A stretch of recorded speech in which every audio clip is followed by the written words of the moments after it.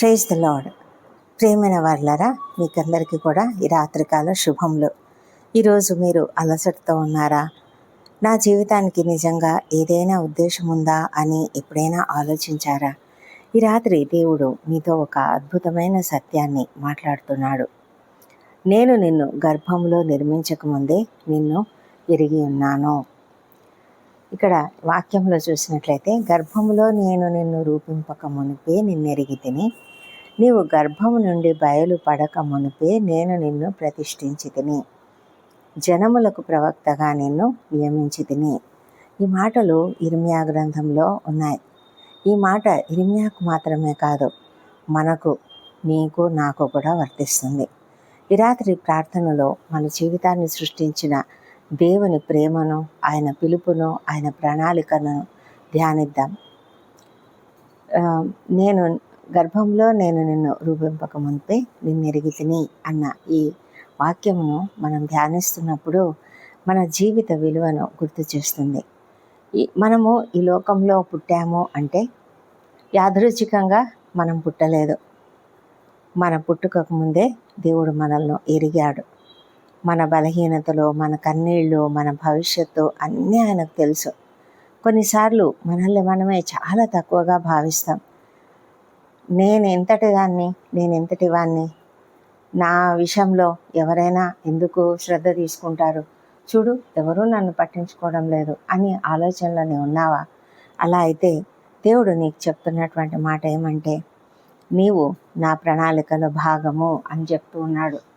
ప్రతి ఒక్కరికి ఇది వర్తిస్తుంది, ఇర్మియాకు మాత్రమే కాదు. ఇక్కడ ప్రవక్త అయిన ఇర్మియాతో ఆయన మాట్లాడాడు, కానీ నీ విషయంలో, నా విషయంలో కూడా ఆయన మన పట్ల ప్రత్యేకమైన ప్రణాళిక కలిగి ఉన్నాడు.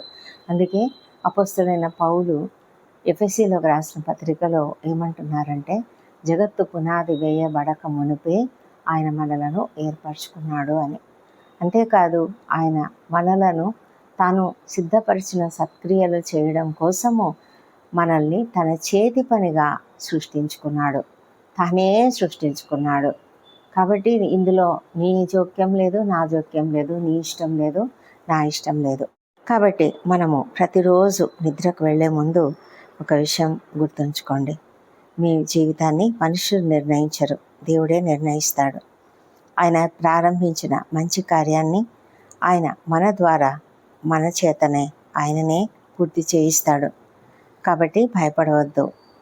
మన యొక్క రేపు, మన యొక్క భవిష్యత్తు ఆయన చేతుల్లో సురక్షితంగా ఉంది. కాబట్టి మనము అయ్యో నాకేం జరుగుతుందో, నా జీవితం ఏమైపోతుందో అని దిగులు పడవలసిన అవసరము లేదు. ప్రతి ఒక్కరి పట్ల కూడా దేవుడు ఒక ప్రణాళిక కలిగి ఉన్నాడు కనుక ఆయన మనలను తన యొక్క ఉద్దేశం ప్రకారము మలుచుకుంటూ ఉంటాడు.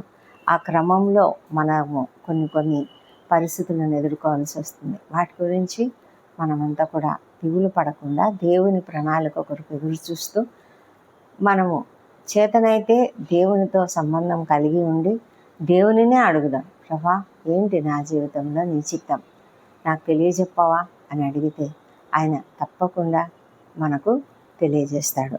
మరి ఈ దినం రాత్రి ప్రార్థనలోనికి వెళ్తున్నప్పుడు, వెళ్ళక ముందుగా మనం ఈ విషయాలన్నీ కూడా జ్ఞాపకం చేసుకుంటూ ప్రార్థించుకున్నాం. పరిశుద్ధుడైన మా ప్రియ పరలోకపు తండ్రి, ఈ రాత్రి నీ సన్నిధిలో వినయంతో వచ్చాము.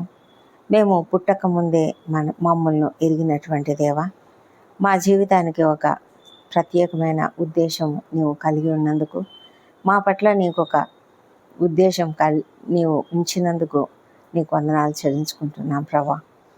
మేము ఎన్నోసార్లు నిరాశ పడుతూ ఉంటాము. మా జీవితాలకు విలువ లేదని అనిపిస్తూ ఉంటుంది మాకు. కొన్నిసార్లు మా పుట్టుకను గురించి, మా శరీరపు రంగు గురించి, మా రూపురేఖల గురించి కూడా మమ్మల్ని మేము కించపరుచుకుంటూ మేము కొన్నిసార్లు మేమే న్యూనతాభావానికి గురి అవుతూ ఉంటాము తండ్రి. కానీ నీవు ప్రతి ఒక్కరిని కూడా ఒక ప్రత్యేకమైన ప్రణాళికతో ఏర్పాటు చేసుకున్నావని మేము ఇప్పుడు తెలుసుకున్నాము తండ్రి, నమ్ముతున్నాము. నీకు వందనములు చెల్లించుకుంటున్నాము. అలాంటి మాకు న్యూనతాభావాన్ని కలిగించే ప్రతి ఆలోచనను తొలగించమని ప్రార్థిస్తున్నాము. నీవు మమ్మను ఎన్నుకున్నావనే నమ్మకాన్ని మా హృదయాల్లో బలపరచుము. ఈ రాత్రి మా భయాలను, ఆందోళనలు, రేపటి గురించి ఉన్న అనిశ్చితిని నీ చేతిలో ఉంచుతున్నాము. మా కుటుంబ సభ్యులందరినీ నీ రెక్కల నీడలో కాపాడము. అనారోగ్యంతో ఉన్న వారికి స్వస్థతను, బాధలో ఉన్న వారికి ఓదార్పును, ఉద్యోగం కోసం ఎదురు చూస్తున్న వారికి మంచి మార్గాన్ని, చదువుకుంటున్నటువంటి పిల్లలకు జ్ఞానమును అనుగ్రహించు తండ్రి. వృద్ధులకు మంచి ఆరోగ్యం దయచేయండి. చిన్న బిడ్డలను దీవించి వారిని నీ దయందును మనుషుల దయందును వర్ధిల్ల చేయమని ప్రార్థిస్తున్నాం తండ్రి.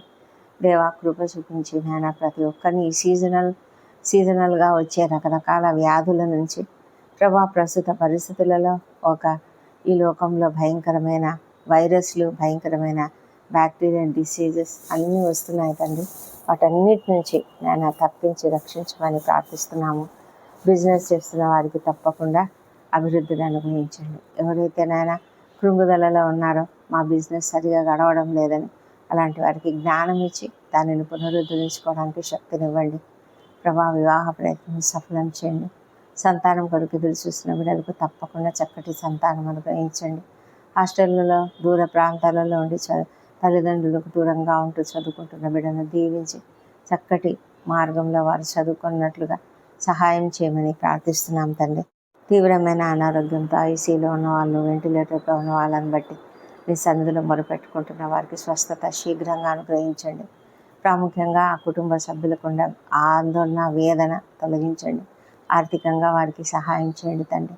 దేవా, మరి ఒంటరి తల్లులు, ఒంటరి మహిళలు, వృద్ధులు, చిన్నారులు, అనాథలుగా ఉన్నవారు, నిరాశ్రయులుగా ఉన్నటువంటి వారిని, నిస్సహాయాలుగా ఉన్న వాళ్ళని దీవించండి ప్రభా. మరి ఎంతమంది అన్యాయం జరిగి దుఃఖిస్తూ ఉన్నారో వాళ్ళ పట్ల మీరు న్యాయం జరిగించండి. ప్రయాణాలు చేస్తున్న వాళ్ళను క్షేమంగా గమ్యస్థానం చేర్చండి తండ్రి. మా ప్రభా తండ్రి, ఎవరెవరైతే నాయనా మరి కష్టకాలంలో ఉన్నారో, శ్రమలలో ఉన్నారో వాళ్ళను కాపాడండి. ప్రాముఖ్యంగా తండ్రి, మరి నిద్రలేమితో, దుఃఖ భారంతో, హృదయంలో భారంతో ఉన్నటువంటి వాళ్ళను కూడా మీరు దీవించి వారికున్న ఆ పరిస్థితి నుంచి వారికి విడుదల అనుగ్రహించమని వేడుకొంచున్నాము. మంచి నిద్రను, రెస్ట్ను వారికి అనుగ్రహించండి. ఎందుకంటే తండ్రి, మరి హృదయంలో వేదన ఉంటే నిద్ర పట్టదు. అయితే మీరు ఆ వేదనను తీసివేసి మరి నెమ్మదిని అనుగ్రహించండి. కోపము, ద్వేషము అలాంటివన్నీ కూడా తీసివేయమని ప్రార్థిస్తున్నాం. రక్షణ లేని ప్రతి ఒక్కరిని రక్షించమని ప్రార్థిస్తున్నాము. ప్రతి ఒక్కరి హృదయాన్ని మీరు తెరవమని ప్రార్థిస్తున్నాం నాయన. ఆ తండ్రి, అదేవిధంగా తండ్రి, ఎంతోమంది ప్రభా మరి వ్యసనాలకు గురై ఉంటున్నారు. కుటుంబంలో వారి వల్ల ఎంత దుఃఖము, బాధ, వీటన్నిటి నుంచి విడుదల దయచేయమని ప్రార్థిస్తున్నాము. దయగల మా తండ్రి, ఈ పగలంతా కూడా మాకు ఎంతగానో తోడుగా ఉండి మా పనులన్నింటిలో మాకు జయం ఇచ్చినందుకు నీకు వందనములు. అయితే ప్రభా, మా పనులలో మీరు మాకు ఇచ్చిన గొప్ప దీవెనను బట్టి, జయమును బట్టి నీకు వందనములు. మరి మా అపరాధములను క్షమించండి. ఇతరులు మాడలా చేసిన అపరాధములను మేము కూడా క్షమిస్తున్నాము. మా మాటలు, తలంపులన్నీ కూడా మరి మీరు చక్కగా నీ నామ మహిమార్థం వాడుకున్నారని నమ్ముతున్నాం తండ్రి. ఈ రాత్రి మేము నిద్రించబోతుండగా రేపటి గురించి మేము సిద్ధపరచుకున్న ప్రతి ప్రణాళికను చక్కగా ఫలప్రదం చేయండి. ఈ రాత్రి మా నిద్రను ప్రశాంతంగా ఉంచండి. ఆదమర్చి నిద్రిస్తున్నప్పుడు మాకు ఆకస్మికంగా కలిగే ప్రతి అనారోగ్యం నుంచి, ఆకస్మిక ప్రమాదం నుంచి తప్పించండి, రక్షించండి. మరి తండ్రి, మరి మాకు రాబోయే ప్రతి ఆపద నుంచి మీరు విడుదలనిస్తారని, ఏ తెగులు మీ గుడారమును సమీపించదని మీరు వాగ్దానం ఇచ్చినందుకు నీకు వందనం చెల్లించుకుంటున్నాం తండ్రి. ప్రభా, ఎలాంటి దుష్ట స్వప్నాలు, దొంగ భయాలు, విషపురుగు కాటులు మమ్మల్ని డిస్టర్బ్ చేయకుండా మీరు కాపాడమని తండ్రి, మరి మమ్మల్ని మీ దూతల కాపుదల్లో క్షేమంగా ఉంచి మంచి నిద్రను ఇచ్చి ఉదయకాలంన సజీవంగా, ఆరోగ్యంగా లేచి నిన్ను స్తుతించి ఆ తర్వాత నీ నూతన కృపతో, క్రొత్త ఆశతో మా దినాన్ని ప్రారంభించుటకు సహాయం చేయమని ప్రార్థిస్తున్నాం. నీవు మమ్మల్ని ఎరిగిన దేవుడవు కాబట్టి మమ్మల్ని నీవు ఎప్పటికీ విడిచిపెట్టవని విశ్వసిస్తూ నీకు స్తోత్రం చెల్లించుకుంటూ ఈ ప్రార్థన మా ప్రభువైన యేసుక్రీస్తు నామములో అడిగి పొంది ఉన్నామని నమ్ముతూ నీకు స్తోత్రం చెల్లిస్తున్నాం తండ్రి. ఆమేన్, ఆమేన్. గుర్తుంచుకోండి, మీరు ఈ ప్రపంచానికి ఒక ప్రమాదవశాత్తు కానీ, యాదృచ్ఛికంగా కానీ వచ్చిన వ్యక్తి కాదు. మీరు దేవుని ఆలోచనలో పుట్టిన వ్యక్తి. ఆయన మిమ్మల్ని ఎరుగును, ఆయన మిమ్మల్ని ప్రేమిస్తున్నాడు, ఆయన మీ జీవితాన్ని నడిపిస్తున్నాడు. కాబట్టి ఈ రాత్రి ప్రశాంతమైన నిద్రను పొందుకోమని ప్రార్థిస్తున్నాను. ఈ సందేశం మీకు ఆశీర్వాదంగా ఉంటే వీడియోను లైక్ చేయండి, ఇతరులకు షేర్ చేయండి, అలాగే సబ్స్క్రైబ్ చేయండి. తప్పక లైక్ చేయండి, ఎందుకంటే అనేకులకు ఈ ప్రార్థనలు అందుబాటులోనికి రావాలి కదా. ఇంకా మా బ్లెస్సెడ్ అవర్ ఆఫ్ గ్రేస్ కుటుంబంలో తప్పక చేరండి. దేవుని సమాధానము మీతో ఉండునుగాక. ఆమెన్.